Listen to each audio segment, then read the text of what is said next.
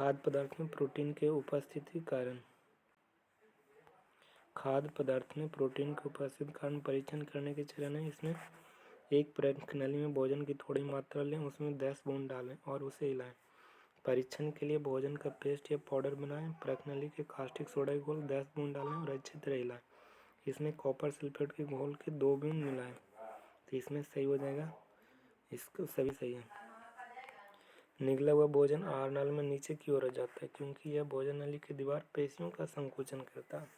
निगला हुआ भोजन आहार नाल के नीचे की ओर जाता है क्योंकि भोजन नली की दीवार पेशियों को संकोचन करता है।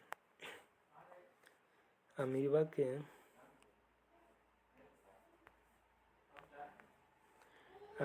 के आकार के वृद्धि के भोजन को निगलने में मदद करते हैं। हालांकि मानव आंतों में उंगली जैसी वृद्धि मदद करती है पचे हुए भोजन को ग्रहण करने में। जो मानव आंतों की उंगली जैसी वृद्धि करने में मदद करती है पचे भोजन को ग्रहण करने में। छोटी आंत की बिल्ली के संदर्भ में कथनों के पढ़ें। तो यह दीवारों की कैसी होती है बिल्ली का, तो पतली होती है, बहुत पतली होती है और इसकी उंगली की तरह प्रोजेक्शन होते हैं।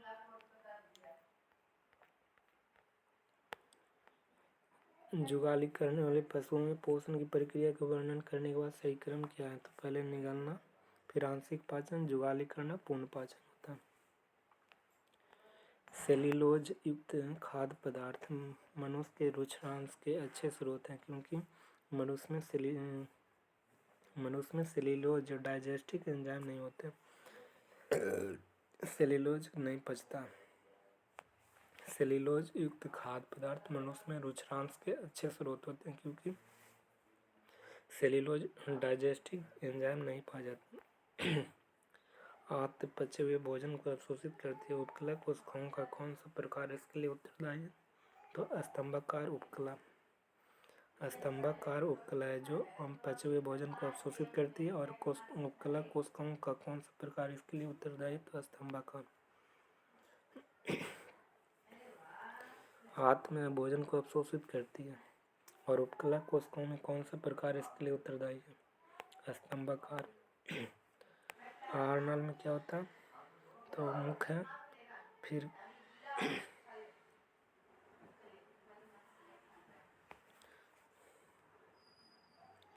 मुख है, फिर बाद में क्या आ जाएगा?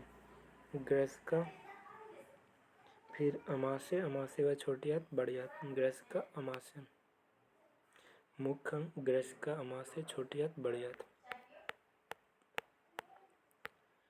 कह की डैश बड़ी वसाओं को गोलिकाओं के आकार में संकुचित करती है।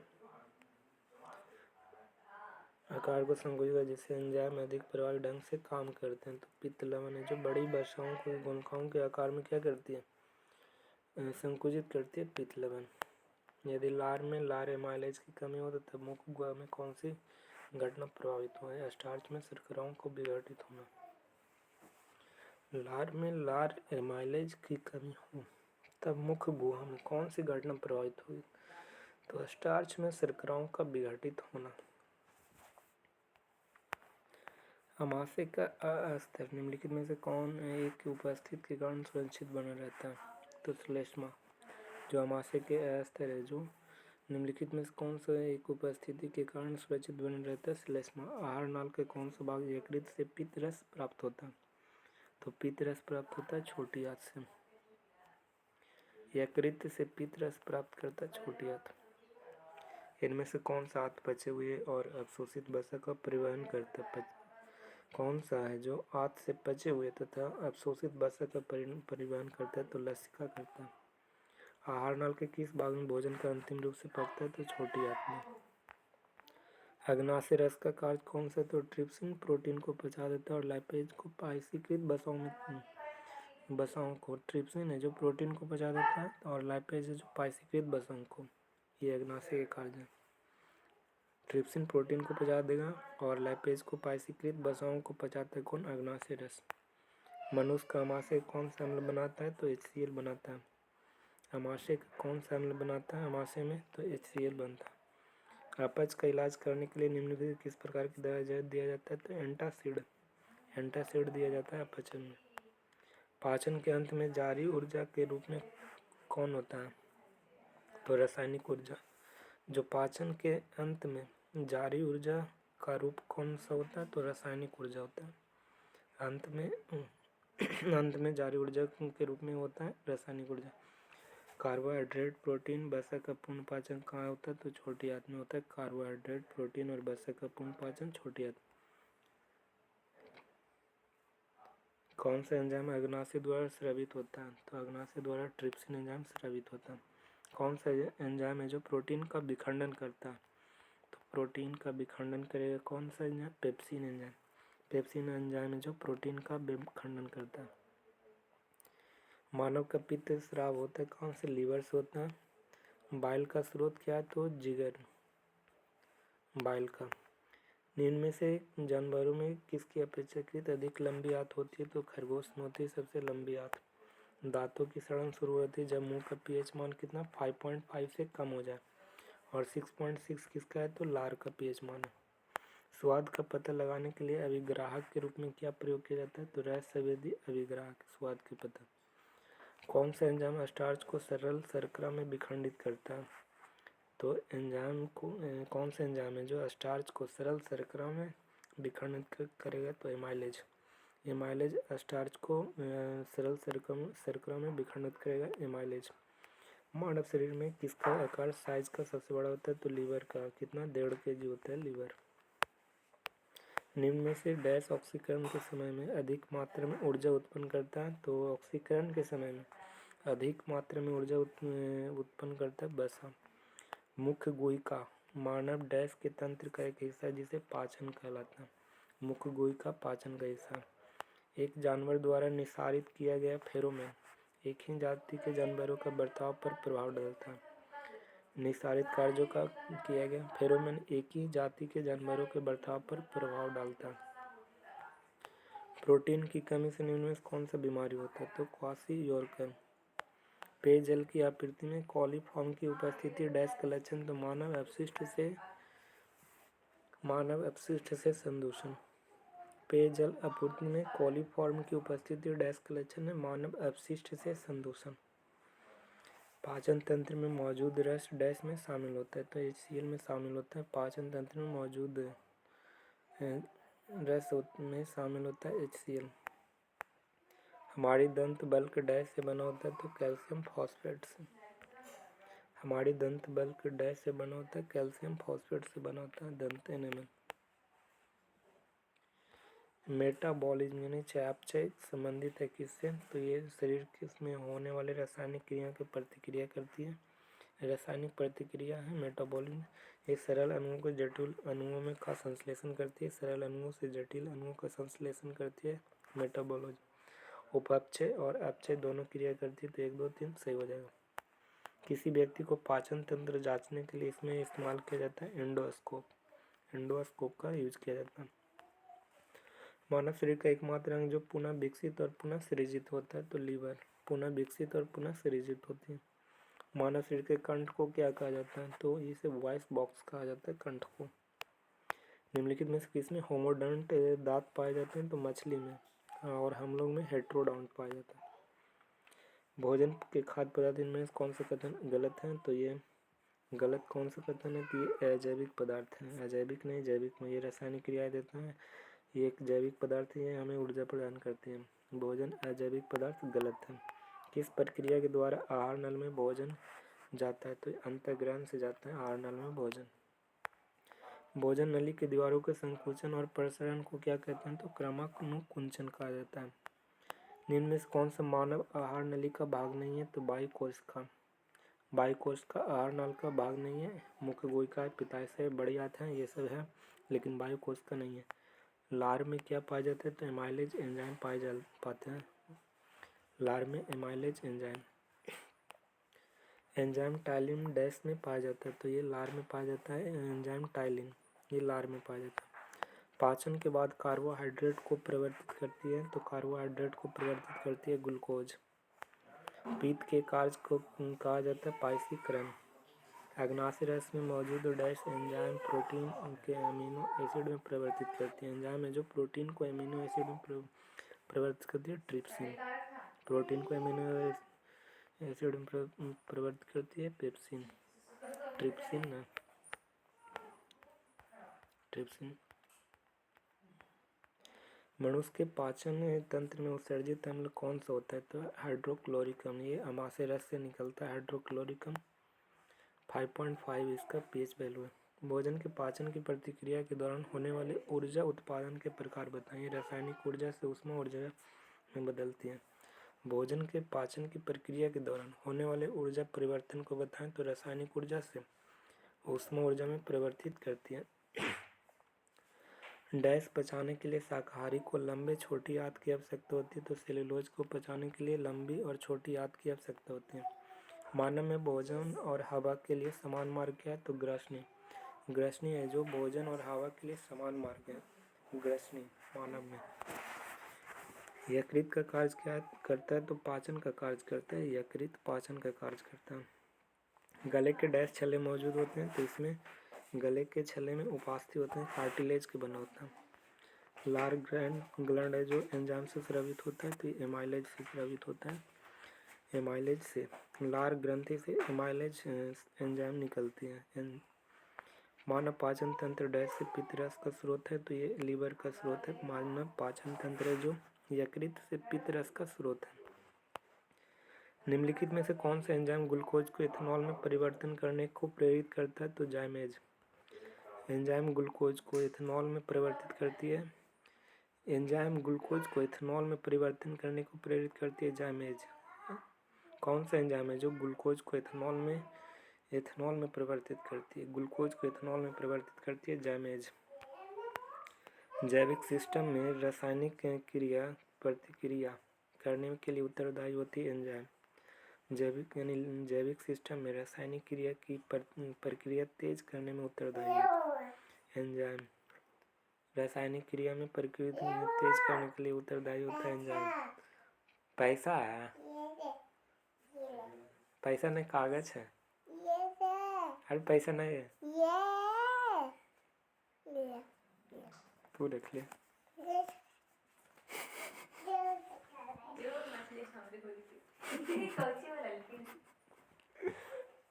आपने पॉकेट में ढूंढ ले जी, पॉकेट देखे इतना पैसा किया नहीं ले रहा मामा, हमारा हो जाएगा। रासायनिक क्रिया को प्रक्रिया में तेज करने के लिए उत्तरदायी होती है एंजाइम।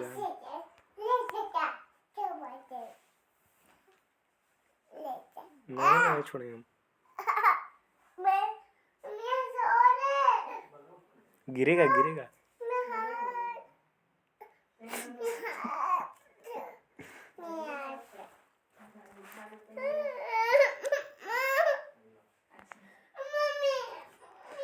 लिपिड का पाचन निम्न में किसकी उपस्थिति में होती है? ये लाइपेज में होती है। लिपिड यानी वसा का पाचन लाइपेज के द्वारा होता है।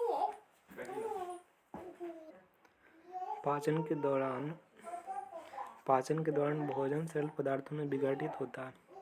उदाहरण के लिए चावल, आलू और ब्रेड में डैश होते हैं। ये विघटित होकर किसमें बनती है?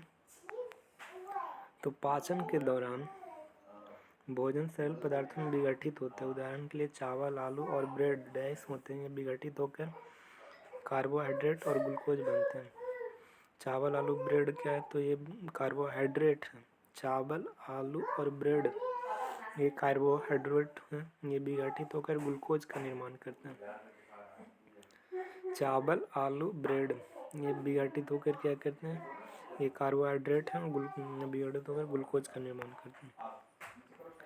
स्टार्च के जल अपघटन से ग्लूकोज बनने वाला एंजाइम क्या है? तो एमाइलेज। जो स्टार्च के जल अपघटन से ग्लूकोज बनने वाला एंजाइम को एमाइलेज कहते हैं। स्टार्च के जल अपघटन से ग्लूकोज बनने वाले एंजाइम को एमाइलेज कहते हैं। ग्लूकोज बनने वाले एंजाइम को एमाइलेज। मनुष्य की पाचन क्रिया कहाँ से प्रारंभ होती है? तो ये मुख से होती है। दूध का प्रोटीन पचाने के लिए क्या होता है? रेनिन होता है। दूध को पचाने के लिए रेनिन। लार में कौन सा एंजाइम पाया जाता है? तो टाइलिन एंजाइम।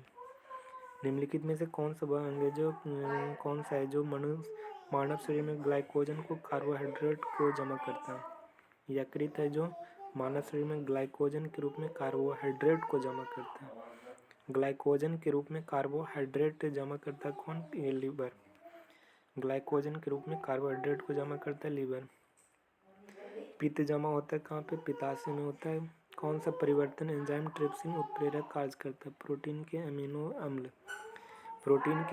अम्ल में एंजाइम ट्रिप्सिन उत्प्रेरक का कार्य करता है। प्रोटीन के अमीनो अम्ल में एंजाइम ट्रिप्सिन उत्प्रेरक का कार्य करता है। मानव शरीर में क्षुद्रांत के 3 संरचनात्मक भागों की लंबाई कौन सा है? तो शेषांत्र, मध्यांत्र और ग्रहण। जो मानव शरीर में क्षुद्रांत यानी स्मॉल इंटेस्टाइन, शेषांत्र, मध्यांत्र, ग्रहण। शेषांत्र, मध्यांत्र, ग्रहण। डैश वसा के पाइसीकरण में सहायक होता है तो पित्त लवण। पित्त लवण है जो वसा के पाइसीकरण में सहायक करती है, पित्त लवण। कह रहा है कि कौन सा कथन गलत है? तो मैथनोइक अम्ल बिच्छुओं पौधे की पत्तियों द्वारा स्रावित होता है। सिरके में एसिटिक अम्ल पाया जाता है। दांतों की सड़न पीएच मान 5 से 5 जीवाणुमुख में बचे हुए भोजन के कणों के विघटन करने के लिए, तो ये गलत है। विघटन क्षारक उत्पन्न नहीं करता। अपच के दौरान पेट के दर्द से छुटकारा पाने के लिए लोग निम्न में किसका उपयोग करते हैं? तो एंटासिड यानी मिल्क ऑफ मैग्नीशिया का। मिल्क ऑफ मैग्नीशिया अपच के दौरान यूज करती है। मिलान करना, मिलाओ। अंकुर भोजन से जल का अवशोषण कहाँ से होता है? तो विटामिन सी से।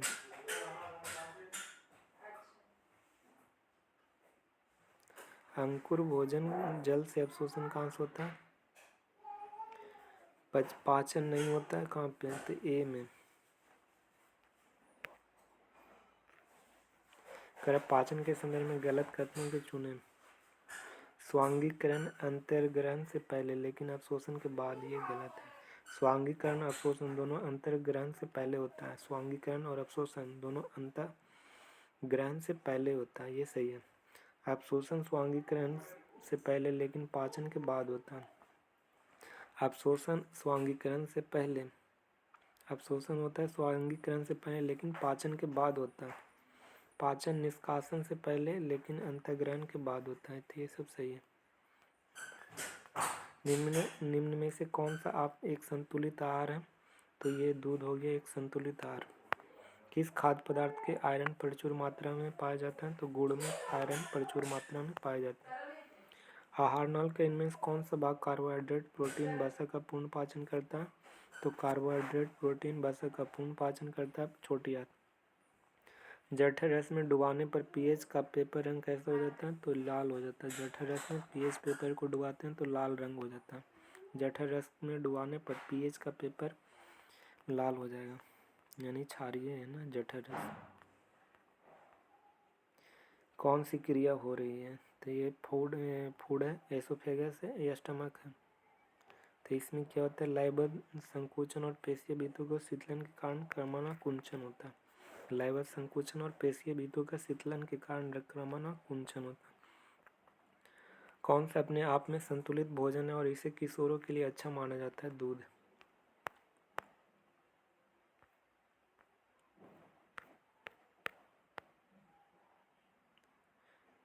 कह रहा है, क्या कह रहा है? कौन सा कार्य संबंधित नहीं है? पित्तरस के। पित्तरस क्या करती है? तो अग्नाशय एंजाइमों की क्रिया को दक्षता को बढ़ावा देती है। अग्नाशय एंजाइम की क्रिया को दक्षता का बढ़ावा देती है पित्तरस। अग्नाशय एंजाइम को क्रिया के लिए भोजन को क्षारीय माध्यम प्रदान करता है।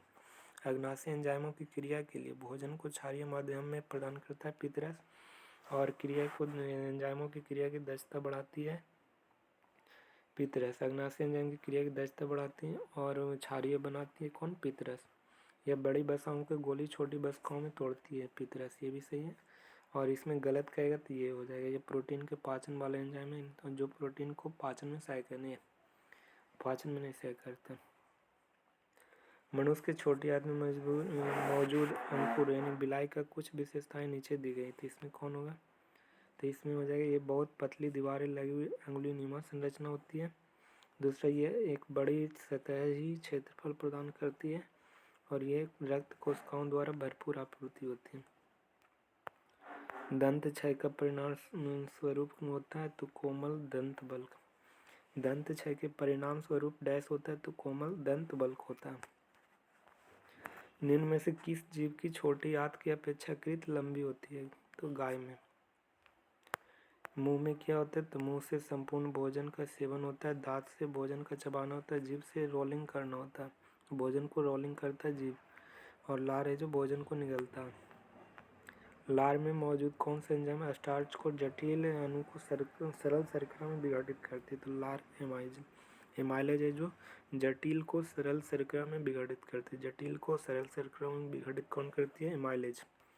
जटिल को सरल शर्करा में बदलती है एमाइलेज।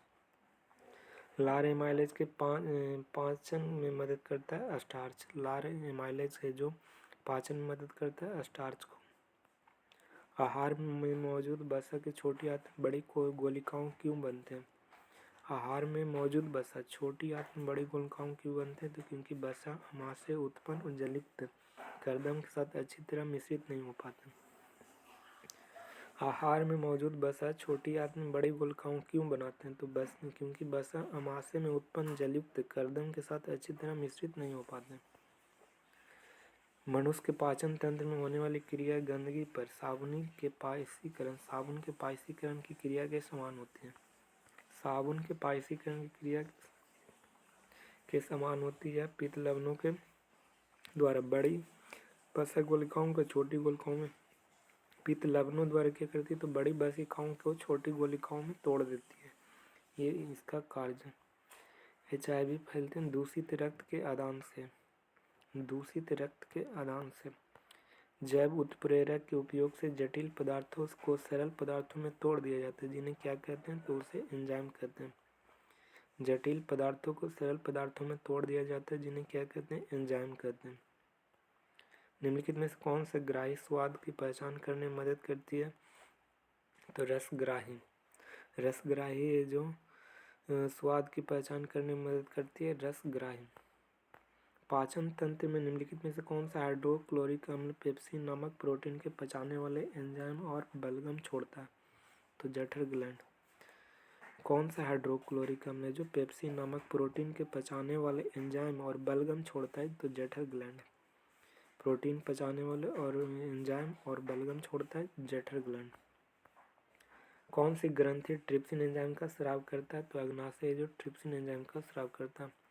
पाचन ग्रंथि और उनके एंजाइम से संबंधित गलत नियम। तो लार ट्रिप्सिन नहीं होता, लार में एमाइलेज होता है।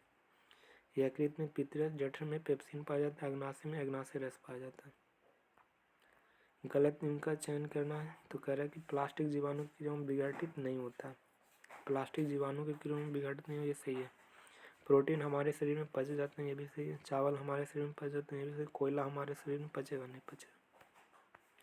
आमाशय भित्ति में स्थित जठर ग्रंथि निम्नलिखित में से किसकी स्राव करती है? तो जठर ग्लैंड किसका? तो लार का स्राव करेगी। आमाशय भित्ति में जठर ग्रंथि है जो स्राव नहीं करती, तो लार को नहीं करती है।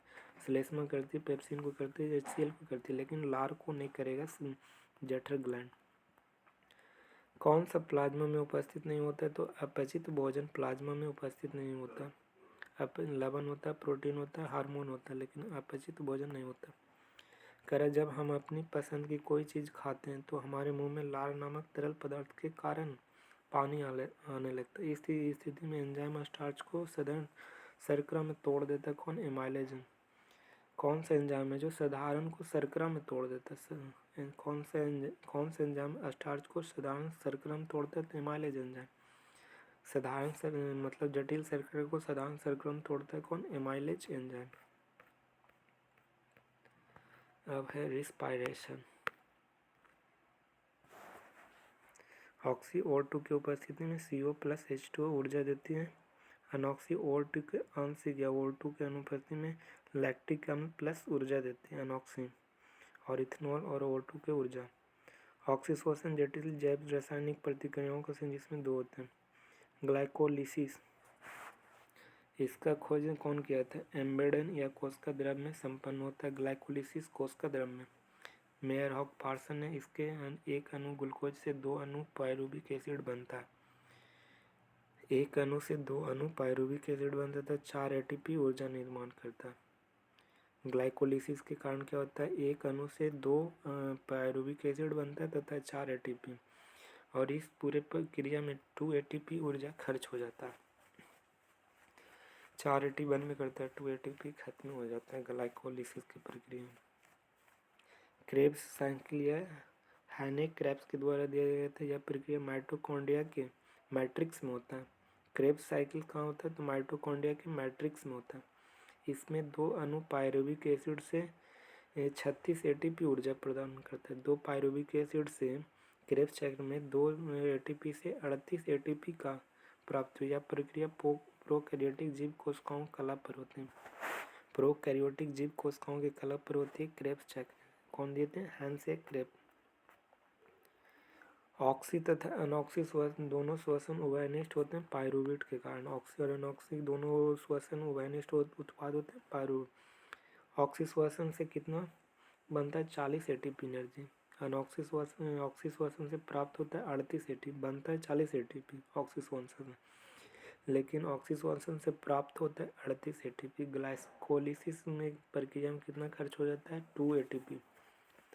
ऑक्सी से श्वसन बनता है 40 ATP, लेकिन प्राप्त होता है 38 ATP और खर्च होता है 2 ATP। ऊर्जा का सिक्का कहलाता है ATP। श्वसन का ईंधन ग्लूकोज कहते हैं। अनऑक्सी श्वसन बीजों की विराम अवस्था में फलों की भित्ति कोशिकाओं और जंतु के पेशियों में अनऑक्सी श्वसन होती है। बीजों के विरामावस्था में फलों की भित्ति कोशिका में होती है अनऑक्सी श्वसन। श्वसन दर मापा जाता है स्पाइरोमीटर से। श्वसन दर मापा जाता है स्पाइरोमीटर से। ये श्वसन है, नाक हो गया, ये मुंह हो गया, ये फेफड़ा हो गया, डायफ्राम हो गया, ये रिब्स हो गया, ये फेफड़ा हो गया, श्वास नली और ये क्या है? ग्रसनी। मानव श्वसन तंत्र के प्रमुख अंग हैं नाक, नासिका गुहा, ग्रसनी, स्वरयंत्र, श्वासनली, श्वासनिकाय, फेफड़ा, डायफ्राम। नाक श्वसन तंत्र का प्राथमिक अंग है। नाक में बैक्टीरियल धूल कण बड़े कण प्रदूषण से शरीर का रक्षा करती है। नाक का मुख्य कार्य सूंघने से संबंधित है। नासिका के बाद वायु नासिका गुहा में प्रवेश करती है। नाक के बाद वायु नासिका गुहा में प्रवेश करती है। नासिका गुहा में वायु मार्ग एवं नम किया जाता है। वायु गर्म एवं नम किया जाता है। नासिका बेस्म के श्लेष्मा झिल्ली के श्लेष्मा का स्राव होता है, जो धूलकण हानिकारक जीवाणु के अंदर जाने से रोकता है। ग्रसनी पाचन और श्वसन तंत्र के दोनों के लिए महत्वपूर्ण अंग है। ग्रसनी से होते हुए श्वास नली में पहुंचता है। स्वर लैरिंग्स से ग्रसनी को श्वास नली से जोड़ती ग्रसनी को। यह मुखर ध्वनि उत्पन्न करती है। लैरिंग्स स्वयं जितना पतला होता है, स्वयंत्र ध्वनि का तरत उतना ही अधिक होता है।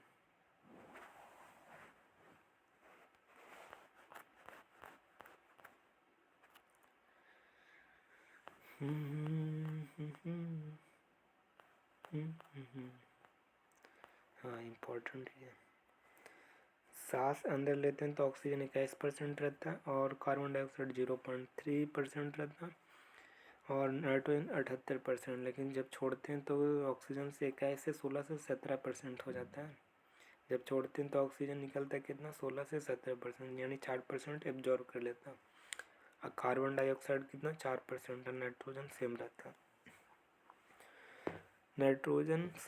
है। ऑक्सीजन घट जाता है 21% से 16-17% और लेते थे कार्बन डाइऑक्साइड 0.03%, लेकिन छोड़ते हैं 4%। नाइट्रोजन में कोई चेंज नहीं होता।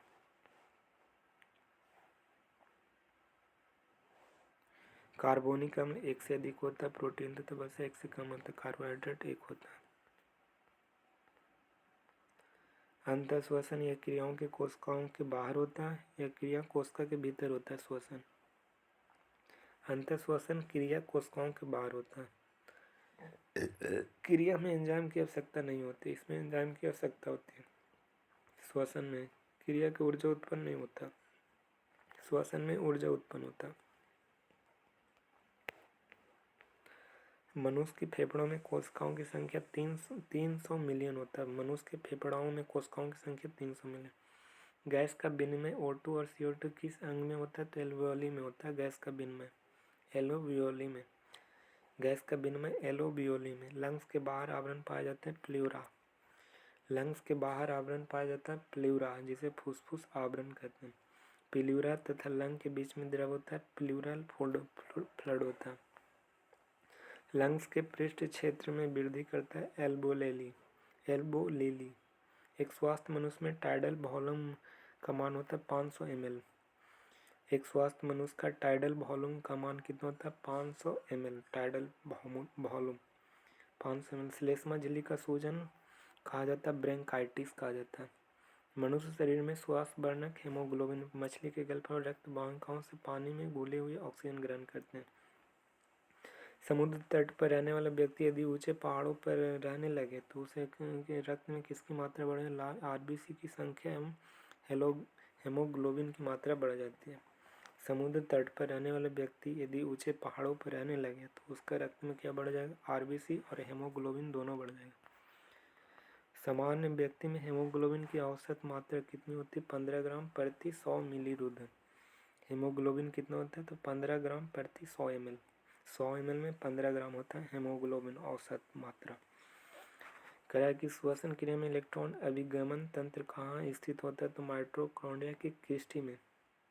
इलेक्ट्रॉन अभिगमन तंत्र, श्वसन क्रिया में इलेक्ट्रॉन अभिगमन तंत्र कहाँ स्थित? तो माइटोकॉन्ड्रिया के क्रिस्टी में होता है। किण्वन की क्रिया को किस उपकरण द्वारा नापते हैं? तो कुंस नली के द्वारा। किण्वन की क्रिया कुंस नली के द्वारा। फेफड़ों में अशुद्ध रक्त कहाँ से होते हैं? दाएं निलय से।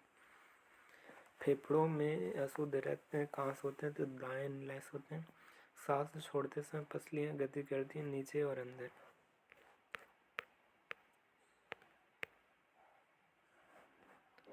फेफड़ा स्तनधारी पक्षी सरीसृप मछली में पाया जाता है। मुख व त्वचा मेढक। मीसोसोम जीवाणु पाए जाते हैं। श्वसन अंग मीसोसोम। जीवाणु का श्वसन अंग मीसोसोम।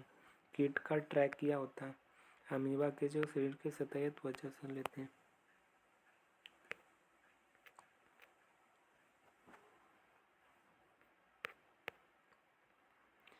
केचुए किसके द्वारा सांस लेती है? तो त्वचा के द्वारा सांस लेती है केचुआ। अमीबा के बनावटी पैरों का प्रयोग किया जाता है भोजन के संचलन पर अधिग्रहण के लिए।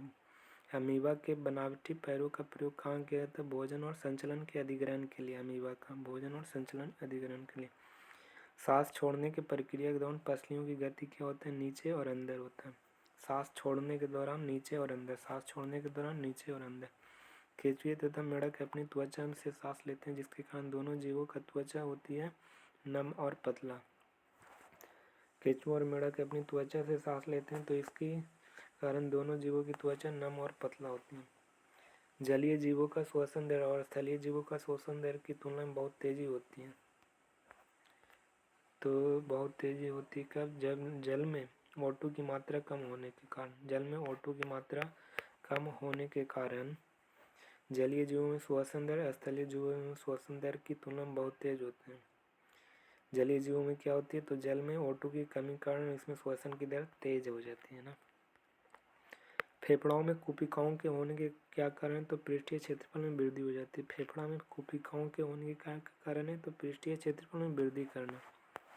अंतर श्वसन के दौरान वायु प्रवाह का सही मार्ग क्या है? तो नासाद्वार, ग्रसनी, कंठ, श्वासनाली, कुपिकाएं होती हैं। नासाद्वार, ग्रसनी, कंठ, श्वासनाली, कुपिकाएं होती हैं। श्वसन के दौरान गैसों का विनिमय कहाँ होता है? तो फेफड़ों के कुपिकाओं में होती है। श्वसन के दौरान गैसों का विनिमय होता है फेफड़ों के कुपिकाओं में। श्वसन के दौरान गैसों का विनिमय फेफड़ों के कुपिकाओं में। ऊर्जा उत्पादन के दौरान ग्लूकोज को पायरुवेट में विघटित कहाँ होता है? तो कोशिका द्रव में। ग्लूकोज का पायरुवेट में विघटित होता है कोशिका द्रव में। वायु की वह अधिकतम मात्रा जो अधिकतम अंतर श्वसन प्रवाह के बाद निष्कासित की जा सकती है। तो फेफड़ा के आयतन। वायु की वह अधिकतम मात्रा जो अधिकतम अंतर श्वसन प्रभाव के बाद निष्कासित की जा सकती है तो उसे फेफड़ा का आयतन कहा जाता है। जीवाणुओं में श्वसन स्थल होता है कहाँ पे? मीसोसोम में होते हैं जीवाणुओं में श्वसन स्थल। मनुष्य में पाए जाने वाला श्वसन पिगमेंट होता है हेमोग्लोबिन। हेमोग्लोबिन में जो श्वसन पिगमेंट होता है। छोड़े गए श्वास में डैश शामिल होता है तो नाइट्रोजन होता है। छोड़े गए 21% ऑक्सीजन लेगा लेकिन छोड़े टाइम 16-17% छोड़ता है और 4% कार्बन डाइऑक्साइड छोड़ता है बउआ। नाड़ी के धड़कन यानी पल्स बीट होता है धमनी। पल्स बीट मापी जाती है धमनी से। अनॉक्सिक श्वसन का अंतिम उत्पाद होता है कितना? लैक्टिक अम्ल से। अनॉक्सिक श्वसन का अंतिम उत्पाद लैक्टिक एसिड से होता है। अनॉक्सिक श्वसन का अंतिम उत्पाद लैक्टिक एसिड। ऊर्जा का उपयोग करते हुए पायरुविक का विघटन कहाँ होता है? तो माइटोकॉन्ड्रियम। पायरुविक का विघटन माइटोकॉन्ड्रियम होता है। ऑक्सीजन की अनुपस्थिति में सबस्ट्रेट को अपूर्ण विघटन को कहा जाता है अनोक्सी श्वसन। ऑक्सीजन की क्या हो जाए? अनुपस्थिति में क्या हो जाता है? अनोक्सी श्वसन हो जाएगा। अपूर्ण विघटन को अनोक्सी श्वसन कहते हैं। श्लेष्मा झिल्ली को सूजन को क्या कहते हैं? ब्रोंकाइटिस कहा जाता है। मानव शरीर में क्यों क्या छोड़ा जाता है? तो कार्बन डाइऑक्साइड। मानव श्वसन में क्या छोड़ा जाता है? तो कार्बन डाइऑक्साइड। कौन सी जीवन प्रक्रिया जो रासायनिक ऊर्जा को ऊष्मा ऊर्जा में बदलती है? तो श्वसन है जो रासायनिक ऊर्जा को ऊष्मा ऊर्जा में बदलती है, श्वसन। मानव शरीर में श्वसन वर्णक होते हैं, तो हेमोग्लोबिन है श्वसन वर्णक। हमारे शरीर में ऊर्जा प्रदान करने के लिए निम्नलिखित में से कौन सा O2 से जोड़ता है? तो ग्लूकोज। O2 से जोड़ता है, ग्लूकोज जोड़ता है। O2 से ऊर्जा प्रदान करने के लिए O2 जो ग्लूकोज से जोड़ता है। अंत श्वसन के दौरान फेफड़े डैश के कारण हवा से भर जाते हैं, तो फेफड़े के अस्फीति कारण। फेफड़ों की अस्फीति के कारण क्या होता है? अंत श्वसन के दौरान फेफड़े को अस्फीति कारण हवा से भर जाते हैं।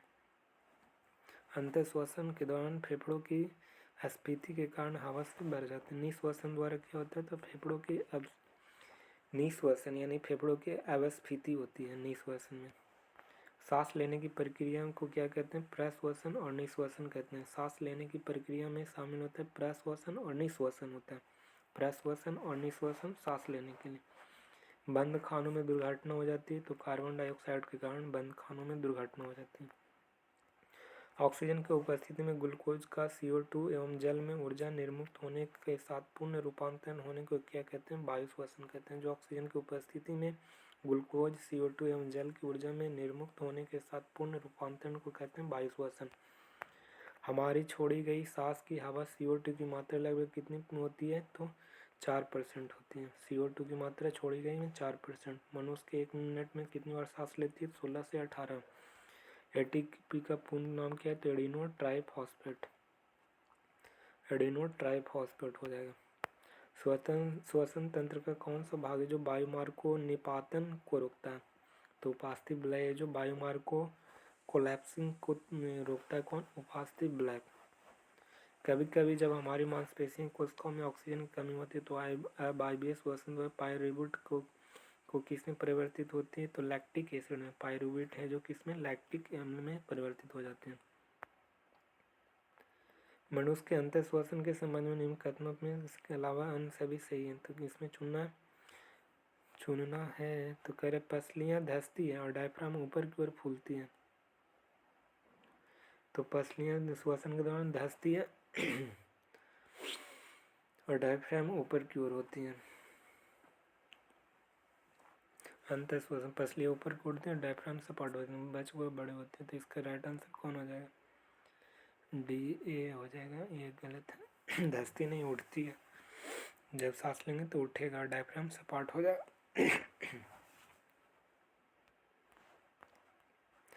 जंतुओं में श्वसन की सतह कुछ विशेषताओं का उल्लेख नीचे दिया गया। गलत चयन करना। यह मोटी होती है, बहुत मोटी होती है जंतुओं की श्वसन सतह में। यह सतह क्षेत्रफल बड़ा होता है। यह वायु के अंदर लाने और बाहर ले जाने एक तंत्र मौजूद होता है। यह समान शरीर के अंदर स्थित होता है। ये सही है। ऊपर वाला गलत है। मांसपेशियों के ग्लूकोज अनोक्सी श्वसन द्वारा क्या होता है? तो लैक्टिक अम्ल का बनता है। अनोक्सी श्वसन द्वारा लैक्टिक एसिड। पौधे द्वारा उत्पादित कई उत्सर्जित उत्पाद मनुष्य के लिए उपयोगी होते हैं। पौधे द्वारा कई उत्सर्जित उत्पाद मनुष्य के लिए उपयोगी होते हैं। और उस उत्पाद को पहचान कीजिए जो अंतःश्वसन के लिए किए जाने पर मनुष्यों के हानिकारक होता है। तो कार्बन डाइऑक्साइड जो मनुष्यों के लिए हानिकारक होता है, कार्बन डाइऑक्साइड। मानव शरीर में अनोक्सी श्वसन कहाँ से हो सकता है? तो कोशिकाओं के कोशिका द्रव से। कोशिकाओं के कोशिका द्रव से मानव शरीर में अनोक्सी श्वसन होता है। कोशिकाओं के कोशिका द्रव से अनोक्सी श्वसन होता है, कोशिकाओं के कोशिका द्रव से। निम्न में से पौधे में श्वसन का अंतिम उत्पाद क्या है? तो CO2 H2 और ऊर्जा। CO2 H2 और ऊर्जा क्या है? श्वसन का अंतिम उत्पाद है CO2 H2 और ऊर्जा। किण्वन की प्रक्रिया होती है, यीस्ट में होती है किण्वन की प्रक्रिया। कह कि समांतर प्राणियों की तुलना में पादपों को कम ऊर्जा की आवश्यकता होती है। इसका मुख्य कारण क्या है? तो इसका मुख्य कारण क्या है तो ऊतकों में बड़े अनुपात में मृत कोशिका की उपस्थिति होती है, ये सही है। और दूसरा गतिशीलता की अनुपस्थिति होती है, गतिशीलता की अनुपस्थिति होती है इसलिए प्राणियों की तुलना में पादपों को कम ऊर्जा प्राप्त होती है, ये सही हो जाए ए और बी। भारी व्यायाम के दौरान जब ऊर्जा की मांग अधिक हो जाती है तो ऊर्जा उत्पन्न करने के लिए ऑक्सीजन की आपूर्ति सीमित होती है। अच्छा, मांसपेशियों की कोशिकाओं लैक्टिक एसिड।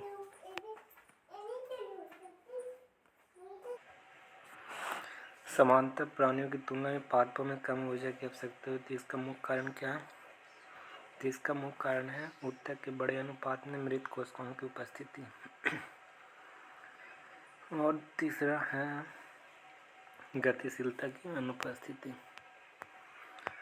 भारी व्यायाम के दौरान जब ऊर्जा की मांग अधिक होती है तो लेकिन ऊर्जा उत्पन्न करने के लिए ऑक्सीजन की आपूर्ति सीमित होती है, तो मांसपेशियों की कोशिकाओं डैश को दर्शाती है, तो ये लैक्टिक अम्ल।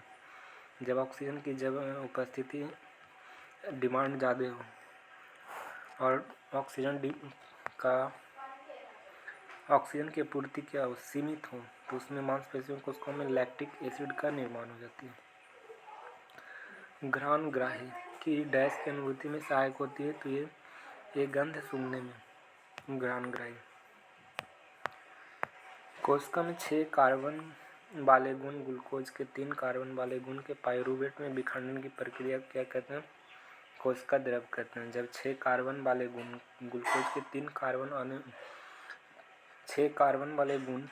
के 3 कार्बन वाले गुण के पाइरूवेट में विखंडन की प्रक्रिया को कोशिका द्रव कहते हैं। 6 कार्बन वाला ग्लूकोज है और 3 कार्बन वाला पाइरूवेट का दोनों का विखंडन हो जाती है, इस प्रक्रिया को कोशिका द्रव कहाँ पर होती है? तो कोशिका द्रव में होती है। दोनों टूटता है कहाँ? कार्बन और ग्लूकोज दोनों टूटता है कोशिका द्रव में। तब ग्रसनी, पहले ग्रसनी हो जाएगा, फिर स्वरिंद्र, फिर श्वास नली हो जाएगा, ठीक ना। मनुष्य में होने वाली श्वसन की क्रिया को क्या कहते हैं? तो ऊष्माक्षेपीय अभिक्रिया। श्वसन क्रिया कैसी है? तो ऊष्माक्षेपीय अभिक्रिया। श्वसन क्रिया कैसी है? तो ऊष्माक्षेपीय अभिक्रिया।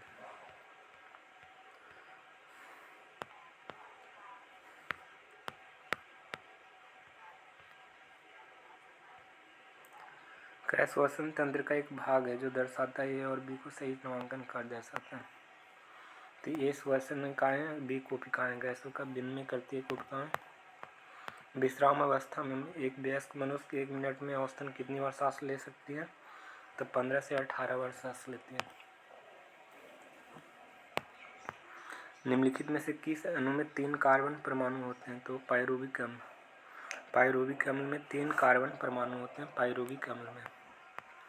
अनोक्सी श्वसन के दिए गए चरण को पूर्ण कीजिए और glucose C6H12O6 dash plus carbon dioxide CO2 O2 भी का निर्माण करते हैं। तो ग्लूकोज जो एथेनॉल, कार्बन डाइऑक्साइड और ATP का निर्माण करता है। पहले चरण में आरंभ ऑक्सी और अनोक्सी श्वसन के दौरान उत्पन्न उभयनिष्ठ उत्पाद को क्या कहते हैं? पाइरूवेट कहते हैं। ऑक्सी और अनोक्सी श्वसन के दौरान उत्पन्न उभयनिष्ठ उत्पाद को पाइरूवेट कहते हैं। पौधे में श्वसन कार्बन डाइऑक्साइड के दिन के समय के दौरान वायुमंडल में मिश्रित हो जाती है।